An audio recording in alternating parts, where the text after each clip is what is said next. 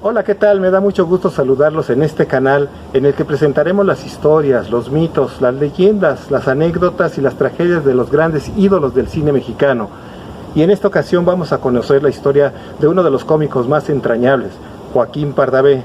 ¿Realmente fue enterrado vivo? ¿Es verdad que cuando abrieron su tumba estaba boca abajo? Pero antes, suscríbanse a este canal, denle like al video y recibirán semana a semana los videos más impactantes y reveladores. Yo soy Edmundo Pérez y les doy la más cordial bienvenida.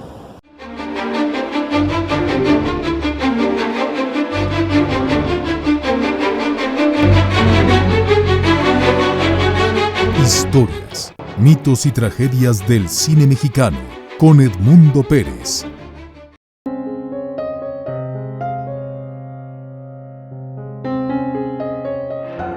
Al patinar anteayer, ticus, micus, macaquicus, ecus, fecus, emunecus.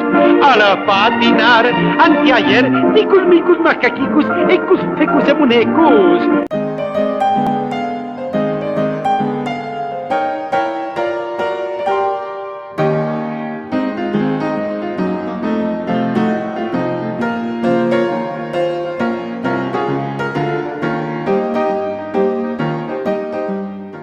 Uno de los actores más queridos y admirados del cine mexicano fue Joaquín Pardavé, el inolvidable y entrañable Susanito Peñafiel y Somellera de la película México de mis recuerdos.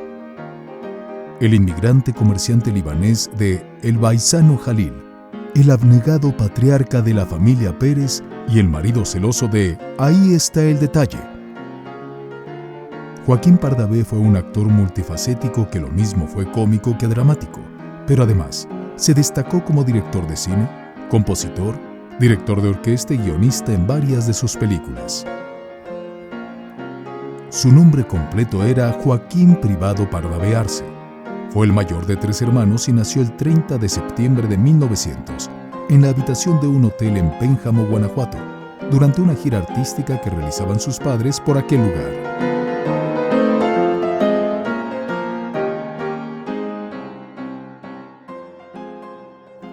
Su madre, Delfina Arce Contreras, era cantante, actriz y tiple de teatro de revista, mientras que su padre, Joaquín Pardavé Bernal, un primer actor español descendiente de artistas cirqueros. De sus padres, Joaquín Pardavé heredó el talento y la vena artística para la actuación. Siendo niño, Joaquín se estableció con sus padres y su hermano José en la Ciudad de México, donde con solo 4 años debutó en teatro de zarzuela con la obra La cara de Dios. Desafortunadamente, Joaquín apenas era un niño cuando sus padres se separaron. Don Joaquín Pardavé Bernal era víctima del alcoholismo y se relacionó con la cantante de zarzuela Adela Estrada, actriz y dueña de una carpa. La relación del padre de Joaquín con esta actriz provocó las infidelidades que terminaron con su matrimonio. Pero la madre de Pardavé también sostenía relaciones amorosas con otro hombre, con el que procreó a 2 hijas, medias hermanas de Joaquín, Petra y Delfina. Lamentablemente, a causa de una enfermedad que la afectó, la madre de Joaquín murió con 34 años de edad cuando se hallaba embarazada. Con su muerte también provocó el deceso de la hija que esperaba. La inesperada muerte de su madre y el dolor que esto le causó emocionalmente a Joaquín Pardavé lo hizo cambiar su residencia a Coahuila, donde comenzó a trabajar como telegrafista en la Compañía de Ferrocarriles Nacionales, en la estación Paredón. A la par de su labor como telegrafista, mostró sus primeras inclinaciones artísticas escribiendo algunos poemas que con el tiempo musicalizaría para convertirlos en bellísimas canciones. Entre ellas, Negra Consentida, La Panchita, Mujer Ladina, Ventanita Morada, Bésame en la Boca y Varita de Nardo. Esta última escrita para Soledad García Villegas, una joven actriz de teatro que junto con sus hermanas, Dolores y Leonor, integraban el trío de las hermanas Rebollo. Con Soledad, Joaquín se casó en la Ciudad de México el 26 de octubre de 1925. Muchas de las canciones de Joaquín Pardavé fueron grabadas por las más populares figuras de la canción, consolidándolo como un prolífico e inspirado compositor mexicano. De esa primera etapa destaca su canción, Carmen, escrita en recuerdo de Carmen Delgado, una agraciada coahuilense de la que estuvo perdidamente enamorado.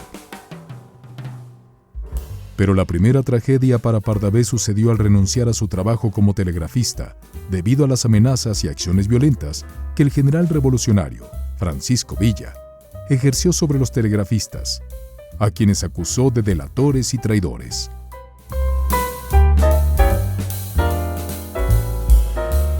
Muchos de los cuales fueron capturados y fusilados sin misericordia.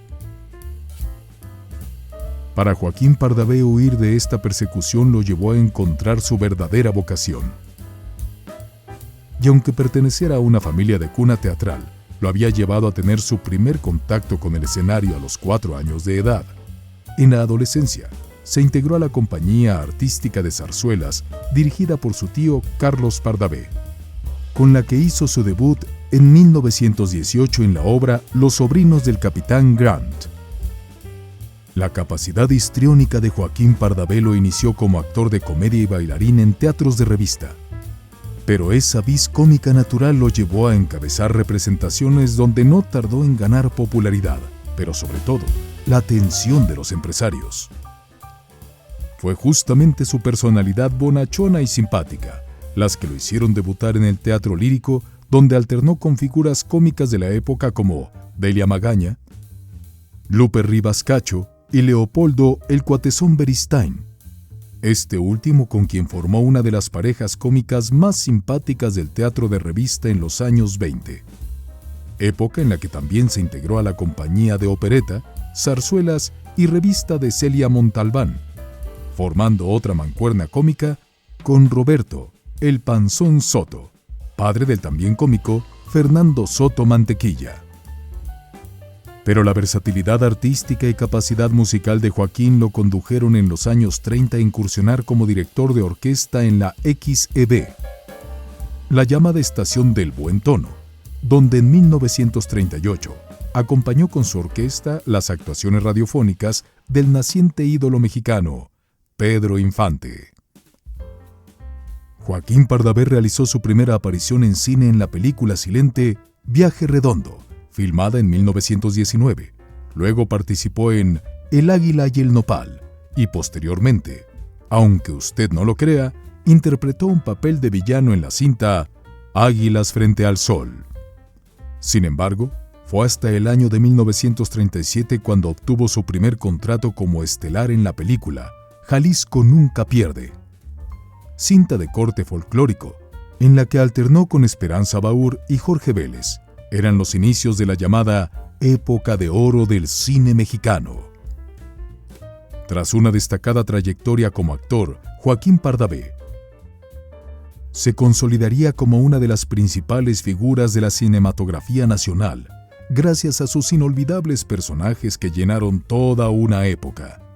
La época de oro del cine mexicano, donde a través de películas como En tiempos de Don Porfirio, El Baisano Jalil, México de mis recuerdos, El Gran Macaquicus, Los nietos de Don Venancio, El Barchante Neguiv, El Ropavejero, La familia Pérez, Una gallega en México, Primero soy mexicano, Una gallega baila mambo, Mi campeón, y el casto Susano dejó una imborrable huella en la pantalla grande de su talento como actor. Uno de sus personajes más entrañables fue don Susanito Peñafiel y Somellera, el fiel y servicial secretario particular del presidente de México, Porfirio Díaz, en la película México de mis recuerdos.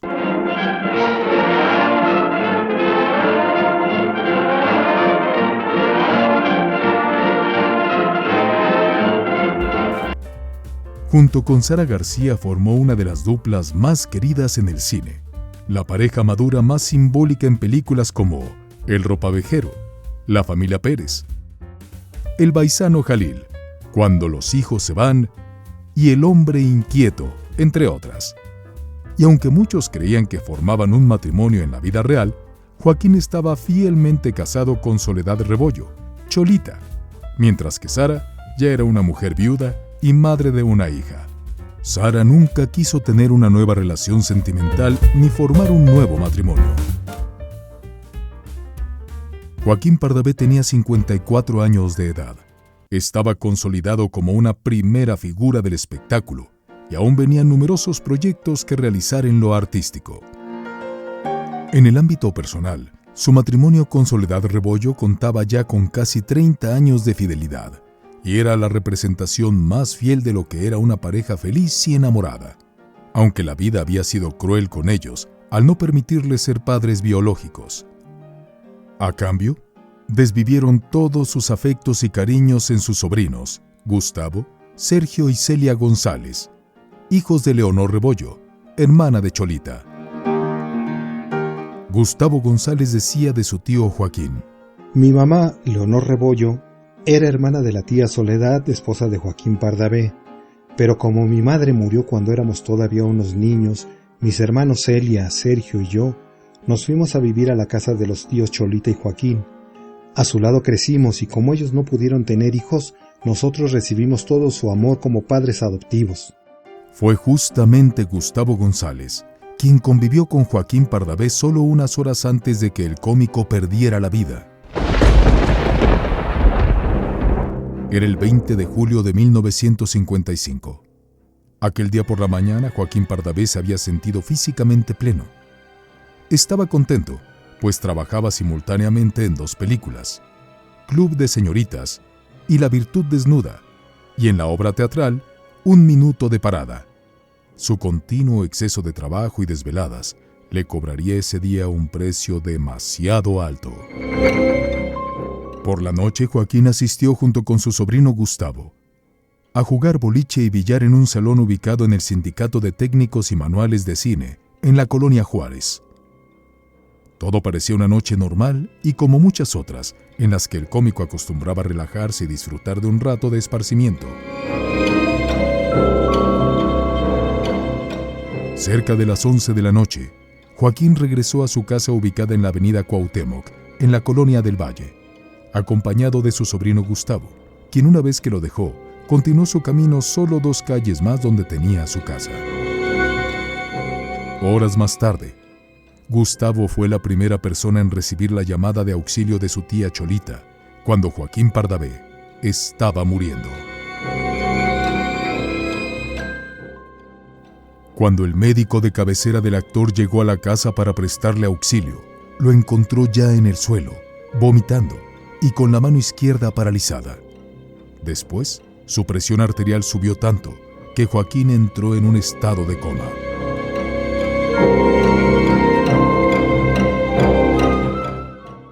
Cuando Gustavo González llegó a la casa de su tío, este ya había fallecido.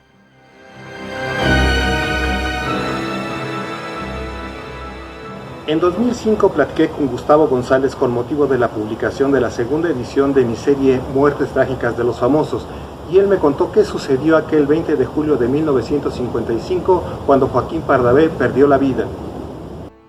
Mi tío siempre estuvo muy bien de salud, inclusive trabajaba todos los días hasta la 1 o 2 de la mañana en su despacho preparando sus proyectos o en otros asuntos. El día que murió habíamos regresado de jugar boliche, y cuando estábamos ya en su casa lo dejé muy tranquilo.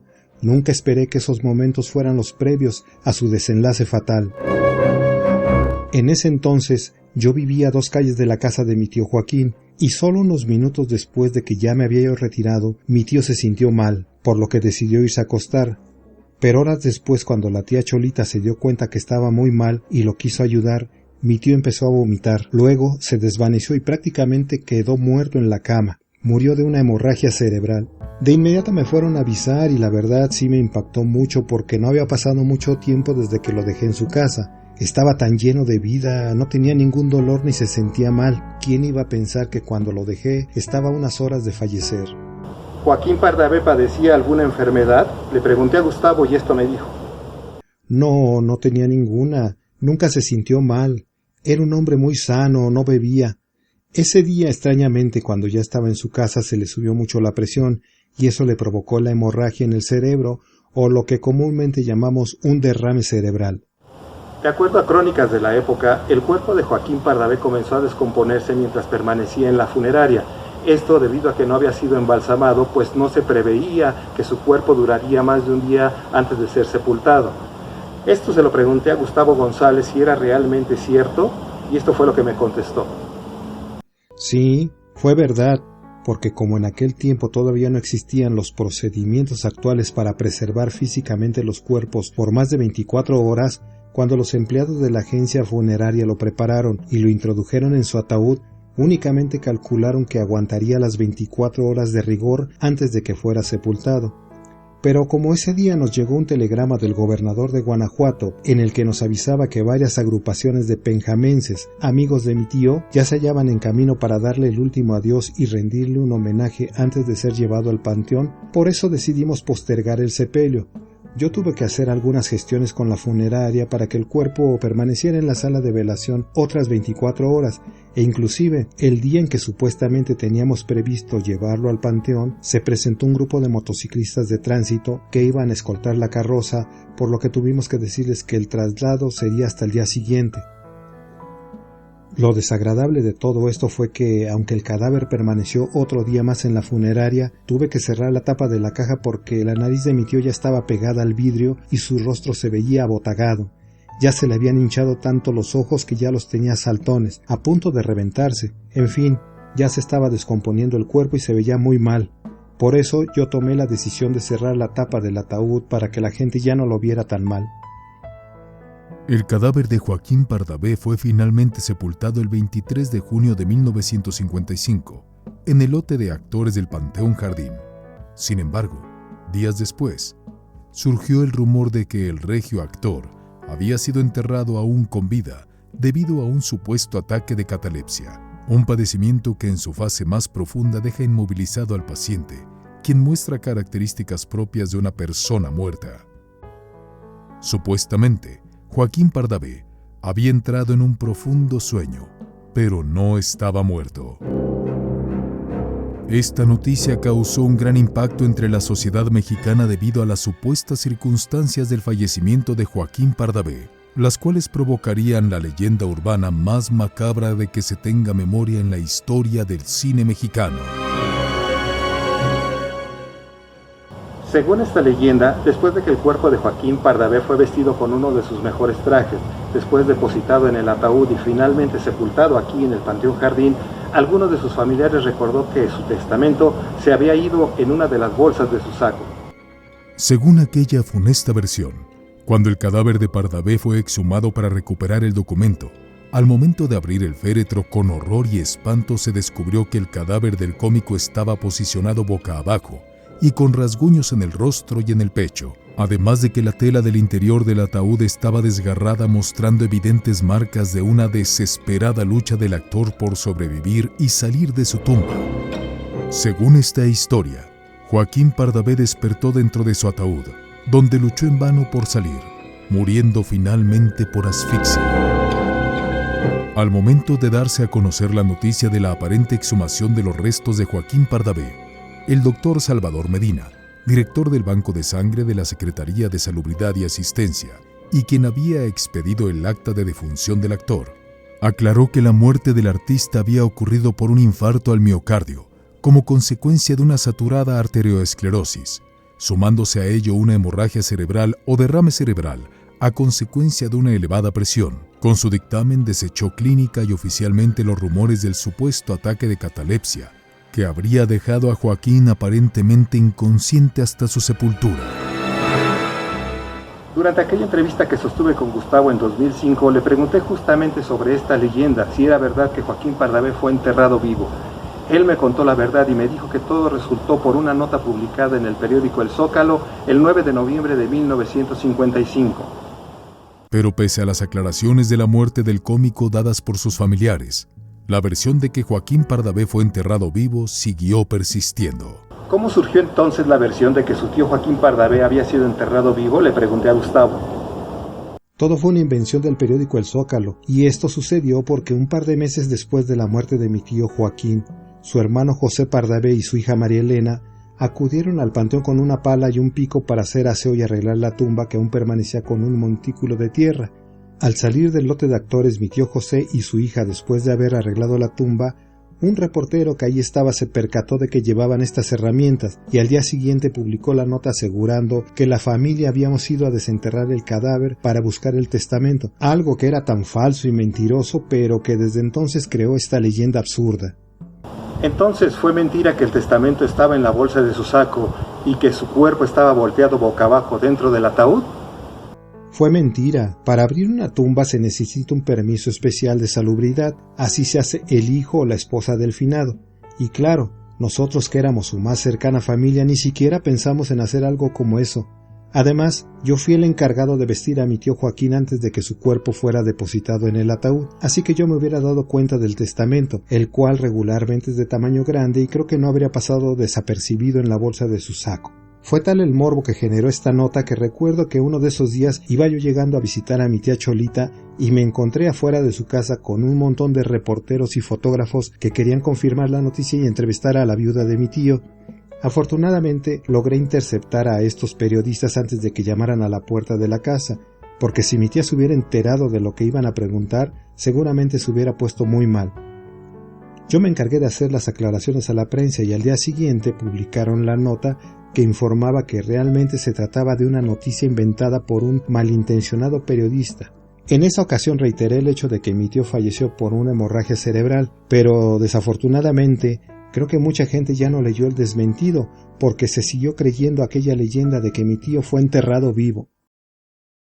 Pero entonces, ¿existió o no realmente un testamento?, le pregunté a Gustavo.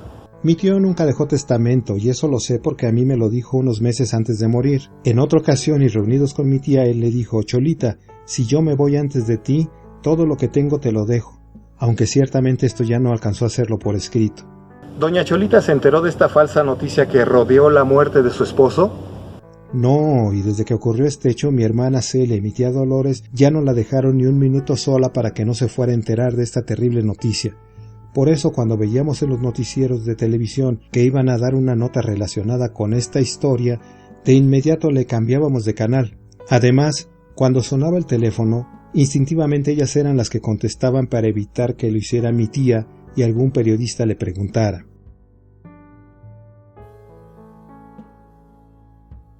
¿Y su tía Cholita sufrió con la ausencia de don Joaquín Pardavé? Sí, bastante. Y es que se querían muchísimo. Siempre estaban juntos y él la llevaba a todos lados. Mi tía sintió mucho su pérdida, pero lo alcanzó pronto. Falleció solo 5 años después, el 12 de mayo de 1960.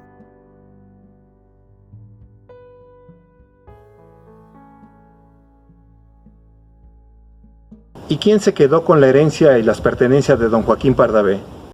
Todo se lo quedó su hermano José, y como ni mi tía ni nosotros fuimos personas de pleitos ni de demandas, preferimos mantenernos al margen y dejar que su hermano se llevara todo lo que quisiera. Aunque claro, mis hermanos y yo, como hijos adoptivos de él y de mi tía Cholita, heredamos su gran cariño, su bondad y estimación, que es lo más valioso que podemos conservar. Por eso siempre buscamos mantener vigente su imagen y su legado.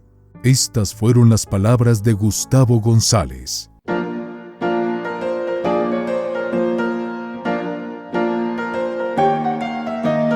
Fue esta la historia verídica de una leyenda que ensombreció la última página artística de uno de los máximos pilares de la época de oro del cine mexicano, Joaquín Pardavé. Historias, mitos y tragedias del cine mexicano, con Edmundo Pérez.